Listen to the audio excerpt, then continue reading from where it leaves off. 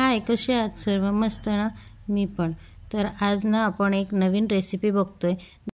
दरवेळेस पनीर मसाला, पनीर बटर मसाला किंवा पनीर भुर्जी आपण ह्याच भाज्या बनवत असतो. तर ह्या भाज्या जर खाऊन कंटाळा आला असेल तर ही वाली रेसिपी एकदा नक्की ट्राय करा. ही रेसिपी आहे राजस्थानची. आणि चला तर आपण ही आता रेसिपी बघूया कशी बनवायची ते. त्याच्यासाठी लागणारं साहित्य आहे लिज्जत पापड, 2 टमॅटो, लसूण, अद्रक आणि 4 ते 5 कांदे घेणार आहोत आपण इथे. आणि हे आहेत लिज्जत पापड, जे आपल्या रेसिपीमधील तो एक मेन इंग्रेडियंट्स आहे. तर चला मी इथे आता कांदे चिरून घेते. उभे कांदे चिरून घ्यायचेत. लगेच आपण टोमॅटोही चिरून घेणार आहोत. आणि कांदे आपल्याला छान असे परतून घ्यायचेत गुलाबी रंगावर. या भाजीच्या रेसिपीसाठी आपल्याला ग्रेव्ही जी बनवायची आहे ती फक्त कांदा आणि टोमॅटोपासून जी काही ग्रेव्ही बनेल तर ती फक्त कांदा टोमॅटोपासूनच बनवायची आहे. त्याच्यामध्ये ना आपण काजू घालणार आहोत ना मगज बी.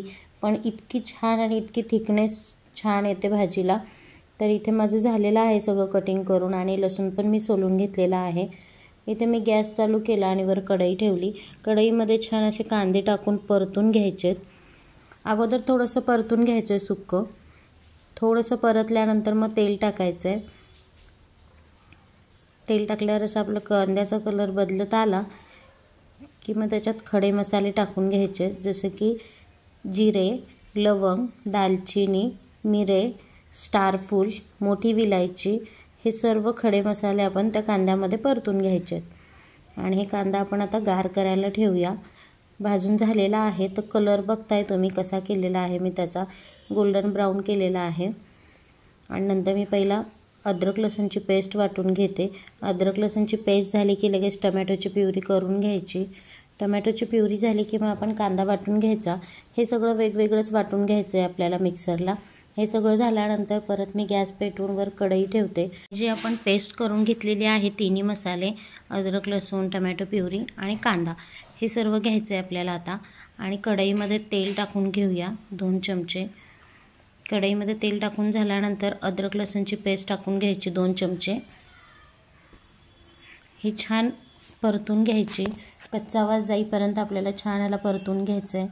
परतून झाल्यानंतर टमॅटो प्युरी टाकायची आहे.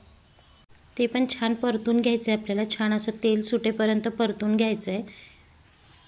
याला असं इथं तेल सुटलेलं आहे. आता आपल्याला याच्यामध्ये ड्राय मसाले टाकायचे.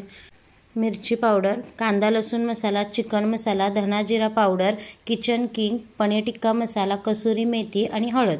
हे सर्व आपल्याला एकत्र मसाल्यांसोबत फ्राय करून घ्यायचं आहे.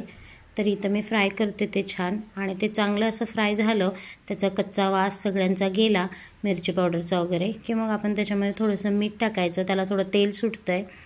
आणि हे तेल सुटल्यानंतर आपण त्याच्यामध्ये जे पण कांद्याची पेस्ट करून घेतली होती, कांदा आणि खडे मसाले, तर त्याची ती पेस्ट आपण त्याच्यात टाकून घ्यायची. ती टाकल्यानंतर छान असं मिक्स करून घ्यायचं.